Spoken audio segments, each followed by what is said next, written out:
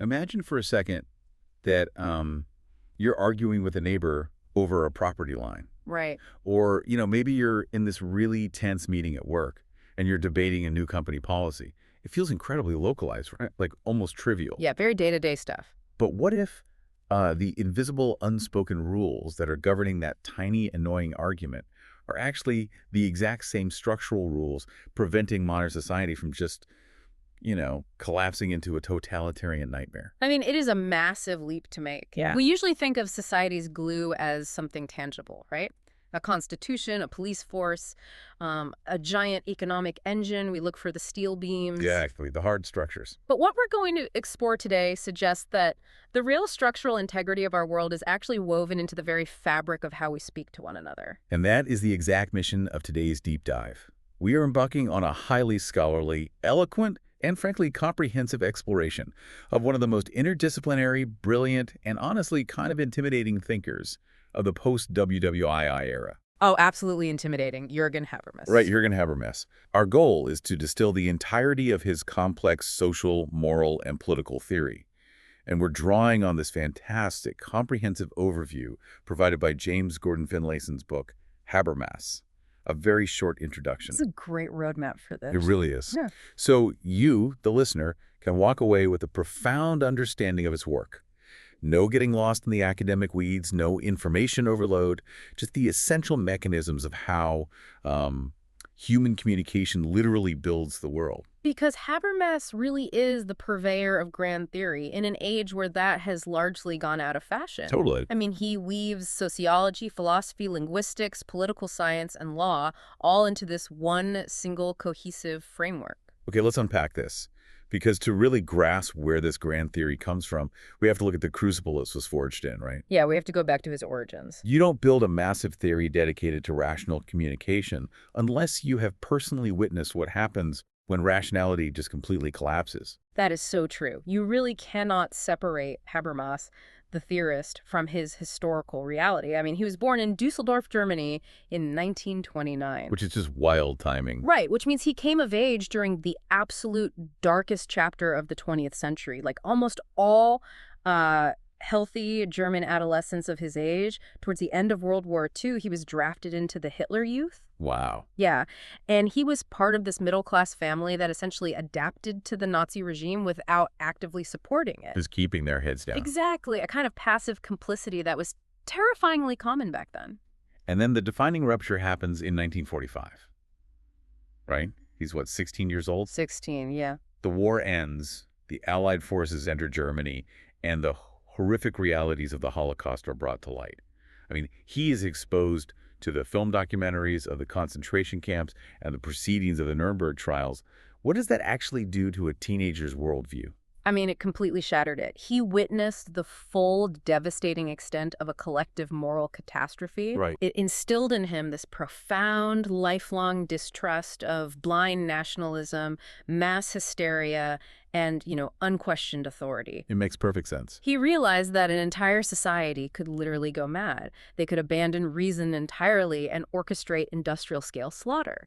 So this created this really urgent, defining need in him to critically confront the past. But when he actually tried to confront that past, he hit this deeply disturbing wall of silence. Oh, massive silence. Because, as a young philosophy student, he became heavily influenced by Martin Heidegger. And Heidegger is one of the most famous and profound philosophers of the 20th century. Without a doubt. But Heidegger had been a member of the Nazi Party. And after the war, he just utterly refused to apologize or even clearly acknowledge the reality of what he had supported. Yeah, Heidegger was incredibly evasive. I mean, he gave these vague, abstract explanations where he equated the mechanization of agriculture with the extermination camps. Just totally dodging any personal or political responsibility. Exactly. And for Habermas, this silence wasn't just Heidegger's personal failing. He saw it as symptomatic of the entire early post-war German society under Chancellor Konrad Adenauer. Just a collective denial. Right. It was a calculated, collective refusal to break with the wrong continuities of the past. The adults who had led them into the abyss were essentially just pretending it hadn't happened. And that sense of betrayal drives him completely away from Heidegger and toward a totally different group of thinkers. He ends up at the Institute for Social Research in Frankfurt. Yes, becoming the research assistant to Theodor Adorno. Right. Adorno, along with Max Horkheimer, they were the founding fathers of what we call the Frankfurt School, And this introduces the concept of critical theory. which is a huge buzzword, but let's define it here. Right. When we use that term here, we mean a specific intellectual approach that is interdisciplinary, reflective, dialectical, and highly practical. So it's not just observing. No, traditional theory just tries to describe the world as it is. Critical theory aims to diagnose society's ills and actually prescribe remedies to emancipate human beings from hidden forms of domination. But there's this massive tension here, because Adorno and Horkheimer were incredibly pessimistic by the time Habermas started working with them. Deeply, deeply pessimistic. I mean, they were scholars of Jewish descent who had fled the Nazis, spent time in the United States, and then returned to Germany. And what they saw in the U.S. terrified them almost as much as what they saw in Europe. Yeah, they looked at American Fordist industrial capitalism, mass production, and the Hollywood machine, and they coined this famous term, the culture industry. Right, the culture industry. In their seminal book, Dialectic of Enlightenment, they presented a really grim view of human progress. They essentially argued that the Enlightenment, which, was supposed to liberate humanity through reason and science, had actually just created a new form of tyranny. Which sounds counterintuitive, right? Yeah. How does reason become a tyrant? It happens through what they called instrumental rationality. Okay, what is that exactly? It's the cold, calculating logic of finding the most efficient means to achieve a given end. Like an algorithm. Exactly. It's the logic of an assembly line or an algorithm. Adorno and Horkheimer argued that this instrumental logic had completely swallowed all other forms of human thought. So science and technology didn't free us from nature. They just became tools for bureaucrats and monopolistic corporations to dominate human beings. So instead of creating these free-thinking, liberated citizens, the Enlightenment just trapped us in bureaucracies and turned us into, like, docile consumers. Yes. Even our desires, what music we like, what clothes we want, are manufactured for us by this culture industry. That was their view. They believed society was spiraling into an inescapable aporia. A dead end. A philosophical dead end. We were trapped in a system of unfreedom so total that we didn't even realize we were unfree. Adorno actually became so paralyzed by this pessimism that he thought almost any collective political action was futile. He thought the best an individual could do was just retreat into art and refuse to conform. But you can see why a young, ambitious guy like Habermas would find that completely unacceptable. Oh, entirely. If your theory concludes that reason itself is the cause of our domination, then your theory has essentially dug its own grave. There is literally nowhere left to go. Right, it's a theoretical trap. So Habermas needs a way out of this trap. Yeah. He needs an optimistic counterargument, and he builds it with his 1962 work, Structural Transformation of the Public Sphere. And this is where he starts looking for historical evidence that human beings actually can use reason to liberate themselves rather than dominate each other. Okay, where does he look? He traces the emergence of the 18th century bourgeois public sphere. These were the salons, the literary journals, and the really bustling coffee houses of Europe. Right. For the first time, you had physical and cultural spaces where private citizens voluntarily came together to debate matters of public interest as equals. But wait, let's be intellectually honest here. That 18th century coffee house was incredibly exclusive. Oh, deeply exclusive. You had to be male, you had to own property, and you had to be highly educated. Mm-hmm. Women, the working class, minorities, they were entirely shut out. How can Habermas hold this up as a beacon of emancipation when it was so obviously hypocritical? What's fascinating here is that hypocrisy is exactly the tool Habermas uses to build his critique. Really? Yeah.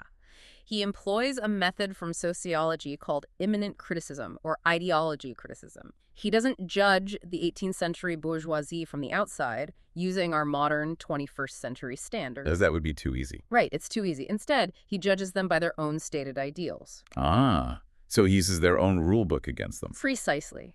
The bourgeoisie explicitly claimed that their public sphere was based on universal equality, free speech, and the unforced force of the better argument. Okay. So by comparing their stated ideals to their actual exclusionary practices, immanent criticism exposes the contradiction. It shows how the society is failing to live up to the very standards it set for itself. I see. It's like looking at the early internet. Oh, that's a great comparison. In the 90s, the internet was heralded as this ultimate utopian public sphere, a place of totally unconstrained free exchange. And look at it now. Exactly. Now it's been entirely swallowed by monopolies, algorithmic manipulation, and mass media stage management. So if the public sphere always decays into manipulation, isn't Adorno's dark pessimism just completely justified? Why does Habermas hold on to this hope? Well, Habermas actually agrees with Adorno's historical assessment. They does. Yeah, he acknowledges that the public sphere decayed heavily in the 19th and 20th centuries into this managed arena of consumerism and public relations. But Habermas makes a crucial philosophical distinction. Okay, what is it? Even if the practice was flawed and even if the space was corrupted, the ideal of unconstrained rational debate was genuinely introduced into human history. So the invitation to rational debate was written even if the bouncers at the coffee house wouldn't let everyone in the door. Yes, exactly. The underlying principle that humans can coordinate their actions and resolve conflicts through mutual understanding rather than force or tradition is a real mechanism. I get it. If we can isolate that mechanism, understand how it works, we can reconstruct it. We don't have to throw reason out just because instrumental rationality ran amok. And that realization right there triggers a massive pivot in his thinking. Because if the goal is to understand how people actually communicate and form social bonds, the old Marxist theories focusing entirely on labor and economics aren't going to cut it. No, they miss the core of interaction. He has to completely change his focus. He has to look at the very tool we use to connect, which is language. And this is known as Habermas's linguistic turn. It is a monumental shift in modern philosophy. Okay, how does he do it? Well, to do this, he has to dismantle what he calls the philosophy of consciousness. Break that down for me. What exactly is the philosophy of consciousness? It's the framework established by René Descartes. Think of the famous phrase, I think, therefore I am. Right, classic. It imagines human beings primarily as isolated, solitary minds, just looking out at an objective world, trying to figure it out. And this leads to social atavism. Which is the idea that society is just a bucket of fully formed, isolated individuals bouncing off each other, negotiating contracts to survive. Exactly. But Habermas rejects the idea that we are just solitary brains in vats. So what's his alternative? He argues that society isn't a collection of atoms, nor is it a giant single organism. Society is an intersubjective medium. An intersubjective medium. Meaning what, practically? Meaning, we don't just use language to describe the world. Language is the environment we inhabit. Our identities, our consciousness, our social bonds are all formed through the continuous web of communication. This completely changes how we have to study meaning itself. Traditionally, philosophers focused on propositional meaning, right? Yes. They looked at a sentence and asked, is this factually true or false? Like if I say the coffee cup is on the table, you can verify that. Right. Truth-conditional semantics works perfectly for describing states of affairs in the objective world. But human language is much richer than that. Definitely. What if I say, I promise to pay you back tomorrow, or please shut the window? You can't ask if please shut the window is factually true or false. Because it's not a fact to be verified, it's an action being performed. Exactly. So Habermas borrows from a linguist named Carl Buehler, specifically his organon model, to develop a pragmatic theory of meaning. Okay. Pragmatic theory of meaning. Instead of just looking at the words, Habermas looks at what language actually does between 3 points: a speaker, a hearer, and the world. He argues that the primary evolutionary function of speech is to bring interlocutors to a shared understanding. And this leads us to the absolute core of his theory, the rationalist thesis and the concept of validity claims. This is where it gets incredibly concrete. Here's where it gets really interesting. Habermas says that every single time you make a sincere speech act, you are implicitly making 3 distinct claims to validity. And by speaking, you are committing yourself to justifying those claims if someone challenges you. Let's lay out those 3 validity claims because they are crucial. Let's do it. First, there is the claim to truth. This relates to the objective world. You are claiming that what you are saying accurately represents a factual state of affairs. Okay. Truth. Second, there is the claim to rightness. This relates to the social world. Yeah. You are claiming that your utterance is morally, legally, or socially appropriate in this specific context. Right. And third, there is the claim to truthfulness. This relates to your subjective world. You are claiming that you are being sincere and not intentionally deceiving the listener. Let's map this onto a real-world scenario to show how inescapable this is.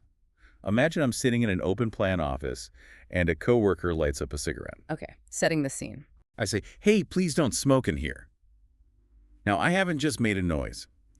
I have implicitly swiped my social credit card across all three validity claims. That's a perfect analogy. I am claiming it is objectively true that smoke is harmful or bothersome. Mhm. I'm claiming it is right-like, socially appropriate based on company policy or common courtesy for me to ask them to stop. And I'm claiming truthfulness, that I am genuinely bothered, not just trying to annoy them. And in everyday life, we process these validity claims at lightning speed. If your coworker accepts those claims, they put out the cigarette. Problem solved. Right. Your actions are successfully coordinated without coercion or violence. Habermas calls this communicative action. It is the smooth background coordination of society driven by mutual understanding and consensus. But what happens when the credit card gets declined? Ah. What if the coworker says, wait, why should I stop? There's no rule against it, and secondhand smoke is a myth. When a validity claim breaks down, the smooth flow of communicative action stops. We shift gears. We move from action into what Habermas calls discourse. Discourse. Discourse is a very specific type of interaction. It is communication about communication. We step back from the situation to reflectively repair the broken consensus by providing reasons. So I have to produce the receipts. Exactly. I have to defend the validity claims. I say, actually, the building code changed last month, so there is a rule.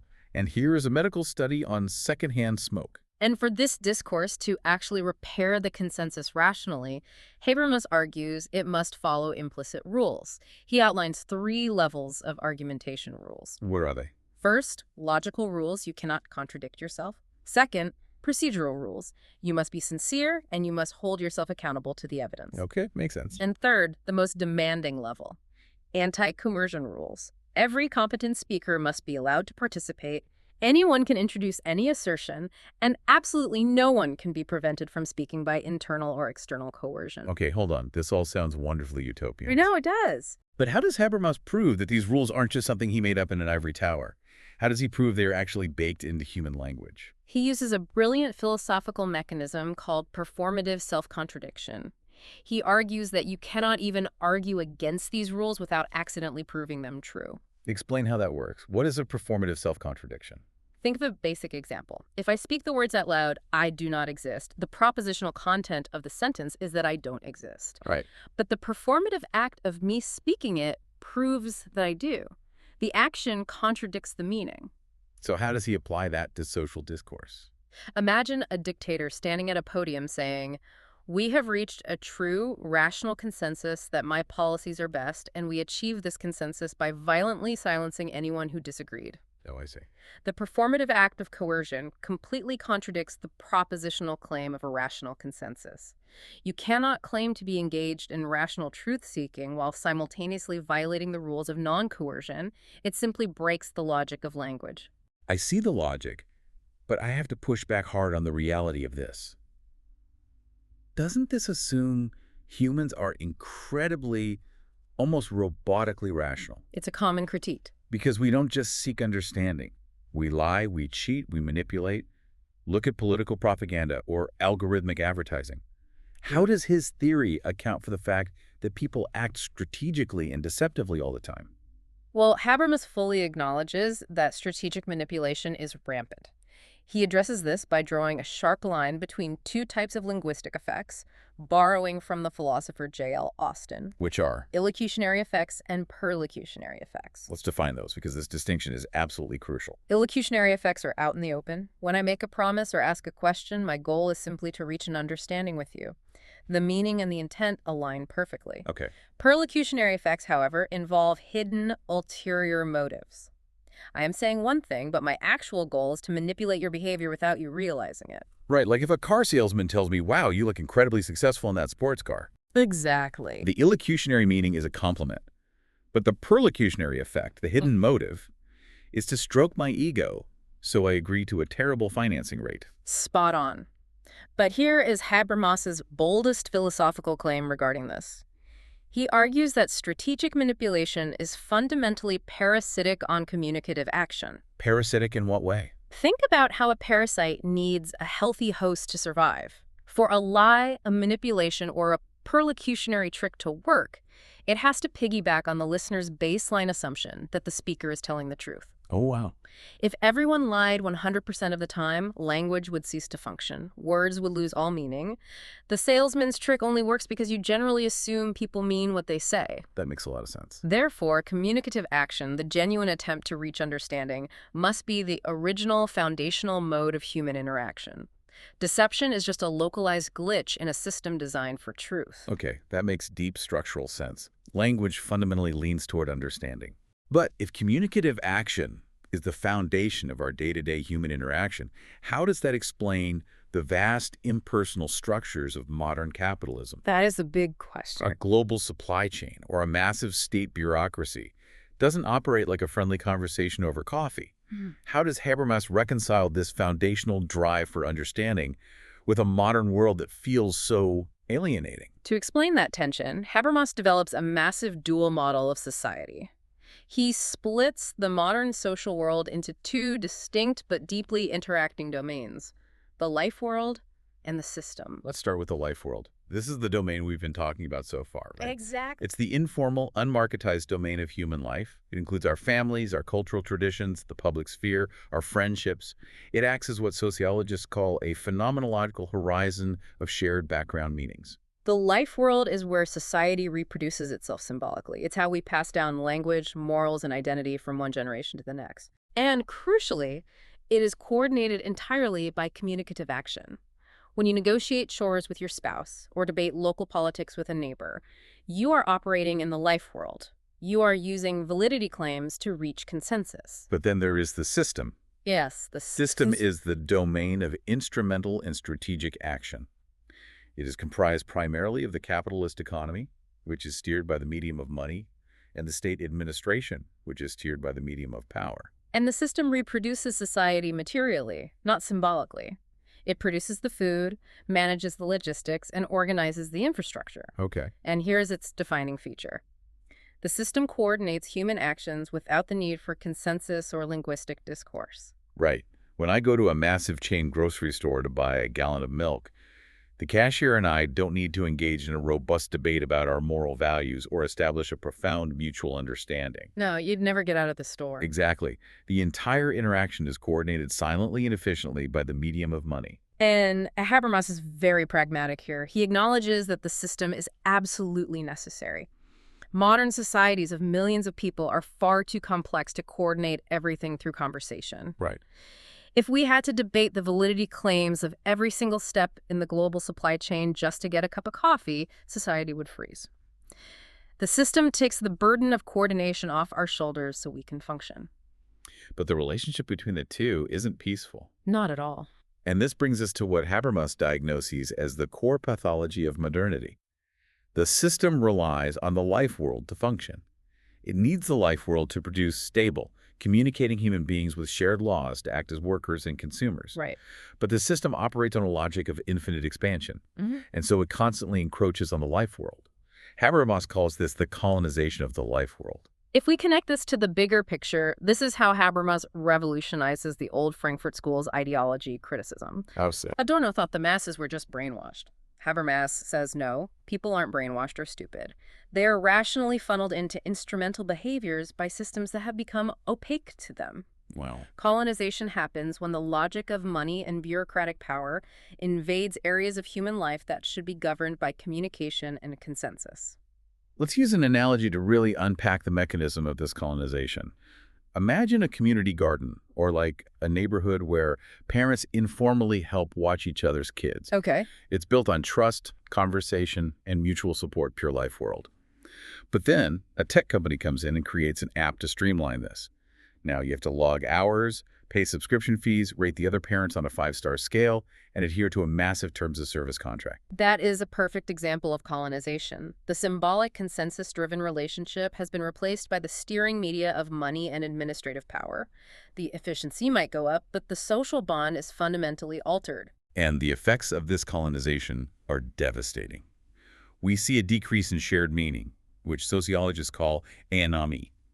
social bonds erode People feel deeply alienated. because they're increasingly treated entirely as consumers to be monetized or as administrative case numbers to be managed, rather than as communicating citizens capable of rationality. Exactly. When a hospital treats a patient purely as a billing code to maximize profit rather than a human being in need of care, that is the system colonizing the life world. But if the system is so inherently powerful and expansive, isn't Habermas's theory a bit toothless? What do you mean? The old Marxists called for a revolution to smash the capitalist system entirely. Habermas doesn't do that. So are we just supposed to watch our life worlds get paved over like a monetized parking lot until there's nothing left? It is the most common criticism from his radical left-wing detractors. They accuse him of being too reformist. Right. But Habermas argues that smashing the system is a dangerous fantasy. We cannot survive materially in a complex global population without markets and administrations. So what's the solution? The job of critical theory is diagnostic. It helps us clearly recognize the boundary between the life world and the system so that we can use democratic institutions to contain the system. Contain it. The goal is to build a robust legal and political fence to keep the logic of money and power out of our schools, our families, and our public sphere. Okay, so containing the system requires an incredibly robust moral and ethical framework. We need to be able to collectively decide where that fence goes. Yes. But that introduces a massive problem. How do we build robust moral frameworks in a modern secular world? We don't all share the same religion. We don't share the same history or traditions. If we don't have a single unified cultural authority, how do we agree on what is right? This is the core challenge of modernity. Habermas traces the historical narrative of modernity as a gradual shift away from traditional, unquestioned religious authority. Right. In pre-modern societies, the church or the king provided all the answers. Science, morality, and art were all blended together under theology. But as that authority waned, knowledge differentiated into three distinct value spheres. We get the natural sciences dealing with objective truth, morality and law dealing with normative rightness, and the arts dealing with subjective truthfulness and aesthetics. Exactly. And as these spheres became highly specialized, driven by expert cultures, they disconnected from everyday life. Which caused a lot of anxiety. It did. This alienation led many postmodernist thinkers in the late 20th century to declare that the Enlightenment was a failure. They argued that reason was just another form of power, and we should abandon the quest for universal truths entirely. But Habermas gives a famous speech in 1980 called Modernity, an unfinished project. He pushes back hard against the postmodernists. He really does. He says we shouldn't abandon reason. We just haven't finished the job. The task isn't to destroy these expert spheres, but to build pathways to reconnect this specialized knowledge back into the everyday communication of the life world. And to explain how we can do this morally, how we can agree on norms without a shared religion, he relies on a theory of social evolution. Okay, social evolution. He borrows heavily from the developmental psychologist Lawrence Kohlberg. Kohlberg mapped the stages of moral development in individual children and adults, and Habermas controversially maps these stages onto entire societies. Walk us through these evolutionary stages. The first stage is pre-conventional. Morality here is tribal and authoritarian. It's driven purely by obedience to power and fear of punishment. Good. The second stage is conventional. Here, morality is defined by conforming to the group's established norms, loyalties, and traditions. You do what is right because that's what our people have always done. But in a diverse modern society, you have dozens of different groups with different traditions living in the exact same city. Conventional morality can't resolve conflicts between them. Which is why society must ideally evolve to the post-conventional stage. And what does that look like? At this stage, morality is not based on authority or tradition. It is based on principled, universal moral norms that free agents accept based on rational justification. You obey a norm not because God commanded it or your ancestors did it, but because you can rationally agree it is fair. And at this post-conventional stage, Habermas introduces what he calls discourse ethics. He essentially attempts to update and rework Immanuel Kant's famous categorical imperative for the modern linguistic age. Kant's approach was brilliant, but flawed. It was monological. Meaning one person. Right. Kant imagined one rational person sitting alone in an armchair trying to logically deduce if a moral rule could be applied universally without contradiction. But Habermas, having made the linguistic turn, says you can't figure out morality alone in your head.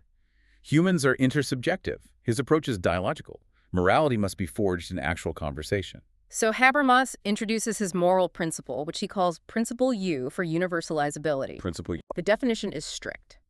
It states that a norm is valid only if all affected can freely accept its consequences and the side effects it will have on everyone's interests in a joint, real-world discourse.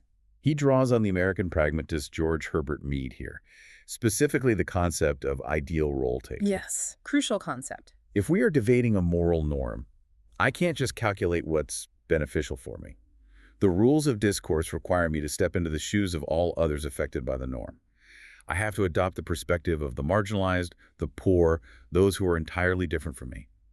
Mead called this creating a larger self. It's a beautiful idea. I understand the mechanism, but we really need to stop and address how incredibly demanding this is. Let's look at the implications of Principle U. It sounds like, to pass this test, we practically have to get 8 billion people into a giant global group chat, and they all have to unanimously agree on a norm before it's considered morally valid. How is that functionally possible? It's a huge logistical hurdle. And further, I have to push back on this Kohlberg evolutionary model. Isn't it incredibly arrogant and, frankly, deeply Eurocentric to claim that a modern, secular Western democracy is evolutionarily superior to a traditional, indigenous, kinship-based society? Those are the two heaviest, most sustained critiques leveled against Habermas's moral theory. Let's tackle the arrogance of the evolutionary model first. Habermas defends himself by defining progress in a very specific, strictly functional, problem-solving way. Functional. Progress for him is the capacity to resolve complex conflicts without resorting to violence or coercion, specifically in populations that are highly diverse. Ah, okay. Traditional societies are excellent at maintaining harmony within a homogeneous group by appealing to a shared, unquestioned religious or cultural authority. But when you place them in a modern metropolis surrounded by strangers who don't share their gods or traditions, that conventional mechanism breaks down. I see. Post-conventional morality is superior only in its functional epistemic ability to mediate conflicts between strangers through discourse. It's a tool for a specific modern problem. Okay, I can see how it's a functional necessity rather than a value judgment of cultural worth. But what about the group chat problem? The text we are using outlines two massive objections to Principle U, the redundancy objection and the circularity objection. Right. The redundancy objection points out exactly what you feared. If a moral norm must be universally accepted by everyone affected, then in a world of deeply clashing cultures and competing interests, almost no norms will survive the test. Right. Maybe you get consensus on the absolute bare minimum, like basic human rights or do not murder, but beyond that, consensus is impossible. The objection argues that Principle U makes moral theory practically redundant because it applies to almost nothing in daily life. And what about the circularity objection? The circularity objection argues that Habermas is actually cheating. He claims his rules of discourse, equality, non-coercion, open participation are neutral, objective facts about language. But critics argue he is just sneaking Western liberal democratic values into the rules before the debate even starts. If your baseline rule for having a debate is everyone gets an equal say, you've already baked egalitarianism into the cake. You assume the conclusion. So if Principle U is so strict that only a handful of universal moral norms actually survive the test, how on earth do we make everyday decisions? Life is full of localized conflicts where our personal or cultural values inevitably clash, and we can't achieve universal consensus. How does Habermas bridge the gap between this lofty, unachievable moral universalism and the messy reality of running a society? He bridges it by recognizing that practical reason isn't just one monolithic thing. He splits our practical decision-making into three distinct divisions: pragmatic discourse, ethical discourse, and moral discourse. When we are trying to decide what to do, we have to know which discourse we are actually in. Let's clearly define these three because confusing them is where society usually breaks down. Absolutely. Pragmatic discourse is purely about efficiency and empirical facts. How do I achieve this specific goal? If we want to build a bridge, we don't debate morals, we debate engineering and cost. Then there is ethical discourse. This is deeply tied to identity. The question here is, what is the good life for me or for my specific cultural community? This is where we debate traditions, personal goals, and cultural priorities. And finally, moral discourse, which we just discussed. What is universally right or just for every single human being, regardless of their culture? This division raises a critical distinction between values and norms. Break that down. Values belong to the ethical sphere. Values are gradual, cultural, and highly subjective. Your community might deeply value rugged individualism and self-reliance, while my community deeply values collective harmony and social safety nets. We can both be right within our ethical spheres. Right, there's room for variation. Norms, however, belong to the moral sphere. Norms are absolute, universal, and behavioral. And Habermas states categorically that morality trumps ethics. Absolutely. A localized cultural value can never override a universal moral norm. Your cultural group might ethically value a tradition that inherently subjugates women, but that value is rendered invalid because it violates the universal moral norm of equal autonomy. It's fascinating to compare Habermas to another giant of political philosophy here, the American philosopher John Rawls. Both of them agree on this hierarchy, that the right, universal morality and justice must be prior to the good, our localized ethical values. Yes, but their reasoning is profoundly different. Rawls saw this prioritization as a functional political compromise. Right. He argued we have to put justice first just to keep a pluralistic society stable and stop us from killing each other over our differing values. It was a practical necessity. And Habermas. Habermas goes much deeper. He argues that the priority of the right over the good is an epistemic truth. It is rooted in the very structure of human rationality and the unavoidable validity claims we make when we speak. It's not a compromise, it's how rationality functions. But even with this split between pragmatic, ethical, and moral discourse, we still face a massive logistical problem. Millions of people cannot constantly debate every single issue to reach a consensus. We need a mechanism to stabilize these decisions daily. We need law. Yes, to explain how law functions, Habermas outlines a two-track model of politics. He looks at modern democracies and sees them attempting to bridge two historic, often conflicting ideas: civic republicanism and liberalism. Civic republicanism is focused on the community participating together. It's about public autonomy, the collective will of the people shaping their destiny. Yes. Liberalism, on the other hand, focuses on protecting the individual from the collective. It's about private autonomy and human rights. Historically, theorists argued over which one came first. Habermas argues they are co-original. You cannot have true public autonomy if individuals don't have their private rights protected. And private rights are meaningless unless they are authored by the public through democratic participation. And these two ideas manifest in his two-track system. The first track is the informal track. This is civil society, the media, grassroots movements, protests, non-governmental organizations. It's the wild, unstructured part. Exactly. It is the anarchic, chaotic bubbling up of public opinion and ethical discourse. The second track is the formal track. These are the institutions of the state. The parliaments, the courts, the administrative bodies. They operate on formal rules and procedures. And law acts as the crucial transformer between the two tracks. In his massive work Between Facts and Norms, Habermas explains the dual structure of law. Law is unique because it faces in two directions at once. It has a factual, coercive side and a normative, legitimate side. The factual side is the sheer fact of state power. You obey the law because if you don't, the police will arrest you and put you in jail. It operates as an empirical constraint. Right. But the normative side is about rational legitimacy. You obey the law because you recognize it was created through a democratic process, and you rationally agree with its underlying moral or ethical premise. Let's explore an analogy to show how brilliant this dual structure really is. Think about riding a bicycle at night. You realize your headlight is broken. You decide to get off and walk the bike instead of riding in the dark. Okay, why do you do it? There could be several reasons. I might walk the bike because I ethically value my own life and don't want to get hit by a car. Sure. I might walk the bike because I morally value the safety of pedestrians and don't want to run into someone in the dark. Or, factually, I might just be a completely self-interested cynic who fears getting a massive ticket from the police. Right. The genius of the law is that it covers all bases simultaneously. It successfully coordinates the actions of the moral saint and the self-interested cynic using the exact same rule. It really is brilliant. Law takes the chaotic, swirling moral and ethical discourses from the informal track of civil society, distills them, and codifies them into enforceable, stabilizing rules in the formal track. It is the transmission belt between the life world and the system. That is the ideal mechanism. But what happens when the transmission belt breaks? What happens when the formal track completely ignores the informal track? The history of modern democracies is full of these ruptures. This happens all the time. Let's look at a stark example from the text. The global protests against the US and UK governments regarding the invasion of Iraq in 2003. Millions of citizens marched globally.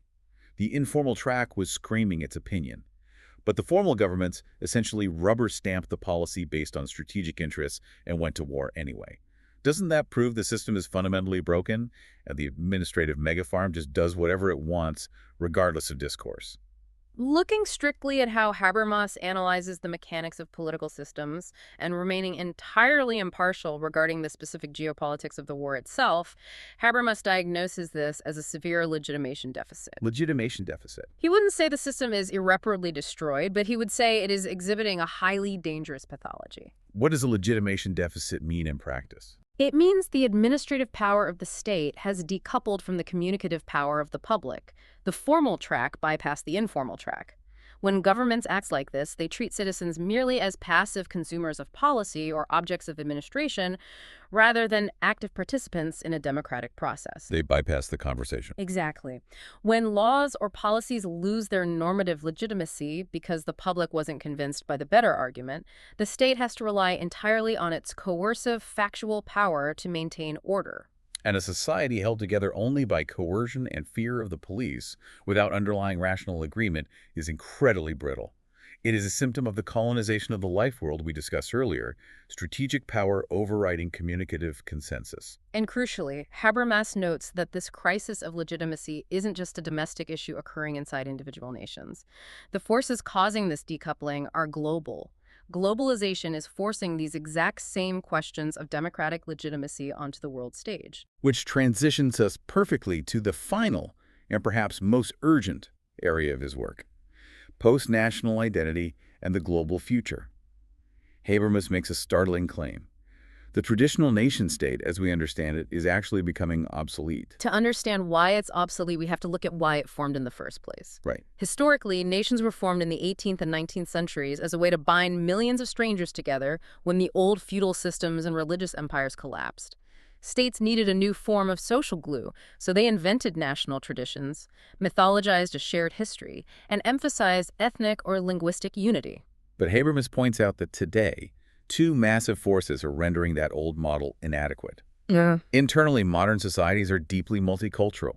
The idea of a single, homogeneous ethnic identity no longer matches the demographic reality. Right. And externally, globalization has completely bypassed the borders of the nation-state. Think about capital flight. Massive multinational corporations, global financial markets, and existential environmental crises. None of these respect national borders. Not at all. A single nation-state, no matter how powerful, cannot regulate a globalized economy or solve climate change on its own. The administrative power of the state is shrinking compared to the power of the global market. In response to this anxiety, we see a massive resurgence of ethnic nationalism around the world. But Habermas warns heavily against this. He sees it as a huge threat. He sees a retreat into ethnic nationalism as a deeply dangerous, regressive step backwards. It's a retreat from post-conventional morality back to the conventional stage of kinship ties and exclusion. It is an emotional reflex that political elites can easily manipulate to distract populations from complex global problems. Because you can't solve a global supply chain crisis by clinging to a mythologized national history. So instead of bonding over shared blood or a mythical past, Habermas advocates for a concept called constitutional patriotism. Constitutional patriotism. Sounds a bit dry, but what does it actually mean? It means that in a diverse modern society, citizens shouldn't derive their solidarity from looking alike or sharing the same ancestors. They should derive their solidarity from a shared commitment to abstract, democratic, constitutional principles and universal human rights. You bond over the rules of the game, not the color of the jerseys. Exactly. And he applied this critique incredibly bravely and controversially directly to his own country during the reunification of Germany in 1990. He was highly critical of how fast and administratively driven the reunification process was. Why was he critical? Well, he felt the process lacked normative democratic justification. When the Berlin Wall fell, rather than taking the time to let East and West Germans engage in a profound ethical political discourse to shape a brand new shared constitution, which was actually a possibility under Article 146 of the German Basic Law, the West German government essentially executed an administrative takeover. Oh, I see. They just expanded their existing laws eastward. He saw it as a missed opportunity. He feared that by skipping the difficult, communicative work of forging a new constitutional patriotism together, the quick administrative fix risked sparking a regressive economic nationalism, which we arguably see playing out in political divides today. To counter the overwhelming power of the globalized economy and unchecked neoliberalism, Habermas argues that politics must also globalize. Right. If the economy operates across borders, democratic regulation must operate across borders. He sees the European Union not just as an economic trading bloc, but as an incredibly ambitious, necessary experiment in post-national democracy. But Eurosceptics heavily criticize the EU precisely on Habermas's own terms. They claim the EU suffers from a massive democratic deficit. Right. They argue it can never truly function as a democracy because there is no single European people. There's no shared language, no shared media, no shared ethnic identity. Habermas counters that argument by relying on everything we've discussed today. He argues you don't need a shared ethnicity to have a democracy. You just need a shared civil society, an interconnected media landscape that translates debates across borders, and a shared political culture rooted in constitutional principles. It's all about the communications. Exactly. If communicative action is universal to human language, it can scale across borders. I have to ask the skeptical question, though. Is Habermas just dreaming of a utopian world government? Is this all just academic, wishful thinking in the face of brutal geopolitical realities? Habermas is surprisingly grounded here. He admits openly that we simply don't know if the European Union or any broader cosmopolitan world order will ultimately succeed. It is an unprecedented historical experiment. Right. But he argues forcefully that we do know the alternative, and the alternative letting global markets run completely unchecked, accelerating inequality, while frightened populations retreat into xenophobic, exclusionary, armed nationalism is far worse. For Habermas, the European integration project and the pursuit of international law is a concrete political attempt to answer Adorno's new categorical imperative. Adorno's imperative being the vow to organize society so that Auschwitz or anything like it never happens again. Exactly. Habermas believes that retreating into the dark pessimism of his mentors guarantees failure. We have to try to build institutions that prioritize communicative reason over brute power, because the alternative is barbarism. That is a profound place to start bringing all these incredible threads together. We started our journey looking at a young Habermas standing in the moral and physical ruins of post-war Europe. That trauma led him to reject the paralyzing pessimism of the early Frankfurt School. He looked for a mechanism of hope. And he found it in the most ordinary place imaginable, the very act of speaking to one another. He showed us that those everyday validity claims we implicitly swipe like social credit cards, claims to truth, rightness, and truthfulness, hold the actual, undeniable DNA of a rational, democratic society. The drive for mutual understanding isn't a naive hope. It is structurally built into human language. We explored the dual nature of our world, how the life world, the symbolic space of human meaning and discourse, constantly battles against the colonizing forces of the system, the necessary but expansive realms of money and administrative power that seek to turn us all into mere consumers and case numbers. We examined the demanding evolution toward post-conventional morality, where we must step into the shoes of others to find universal norms. And we saw how law acts as the crucial transformer, taking the chaotic ethical debates of civil society and codifying them into rules that bind both the moral citizen and the self-interested cynic. And finally, we saw how this entire linguistic and moral theory scales up to the global stage, demanding we move beyond the obsolete exclusionary nation-state to tackle transnational crises through constitutional patriotism and post-national integration. What is most vital to take away from this is how it connects directly to you, the listener. Habermas's grand theory isn't just abstract philosophy locked in an ivory tower. It is a description of your daily life. Literally every day. Every single time you engage in a genuine, good-faith debate to resolve a conflict, you are participating in his theory. Every time you refuse to be treated merely as a monetized data point by a massive corporation, and every time you demand that a local law actually makes rational sense rather than just being a coercive threat, you are actively participating in what he called the unfinished project of modernity. You are the life world pushing back against the colonization of the system. It is incredibly empowering to realize that the structural integrity of society relies on your willingness to demand reasons and reach understanding. But we're going to leave you with a final provocative thought to mull over something that builds on Habermas but brings us right to the bleeding edge of the world we live in right now. I'm intrigued. Habermas bases his entire massive theory on the profound epistemic truth that human beings, at their core, speak in order to reach a mutual understanding. Communicative action is the baseline. But we now live in an age dominated by digital spaces and social media algorithms that are specifically mathematically designed to polarize us. Oh, wow. Yeah. They're engineered to generate perlocutionary outrage, to keep us angry, clicking, and scrolling. These algorithms completely bypass our natural desire for mutual understanding and actively reward strategic manipulation. That is a terrifying thought. We have to ask ourselves, if human society is built on the intersubjective medium of language, are the very digital structures of our modern communication robbing us of the communicative action we desperately need to survive? Are we willingly handing the life world over to the system? Think about that the next time you log on, or the next time you find yourself entering a digital argument. It truly is the ultimate test of the public sphere in the 21st century. It really is. So, the next time you find yourself arguing over a parking spot or debating a policy at work, remember, you aren't just having a localized chat. You are engaging the invisible glue of human civilization. Thank you so much for joining us on this deep dive.